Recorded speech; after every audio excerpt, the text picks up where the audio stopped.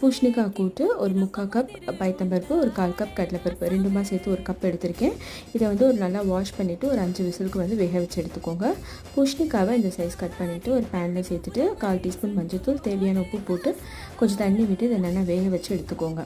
அது வேகிறதுக்குள்ளே இங்கே ஒரு 1/2 கப் தேங்காய், ஒரு 3 பச்சை மிளகாய், 1 டீஸ்பூன் ஜீரா, இது 3த்தையும் சேர்த்துட்டு தண்ணி விட்டு விழுதாக அரைச்சி எடுத்துக்கலாம்.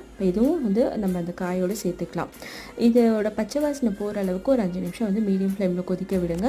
அதுக்குள்ளே இந்த பருப்பும் நல்லா வெந்து இதுவாக எடுத்து கடலைப்பருப்பு வந்து கொஞ்சம் நத்தியாக தான் இருக்கணும், அப்போ தான் நல்லாயிருக்கும். பருப்பையும் சேர்த்துட்டு கொஞ்சமாக தண்ணி விட்டுட்டு இதை நல்லா மிக்ஸ் பண்ணி எடுத்துக்கோங்க. ஒரு 5 நிமிஷம் கொதிக்க விட்டு அணைச்சிடுங்க.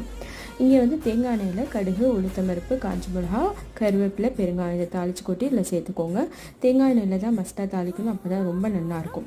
ஸோ இது வந்து சூடு சாதத்துக்கு, சப்பாத்தி, தோசைக்கு நல்லாயிருக்கும். முக்கியமாக சாதத்துக்கு அவ்வளோ நல்லாயிருக்கும். ட்ரை பண்ணி பாருங்கள். தேங்க்யூ ஸோ மச் ஃபார் வாட்சிங்.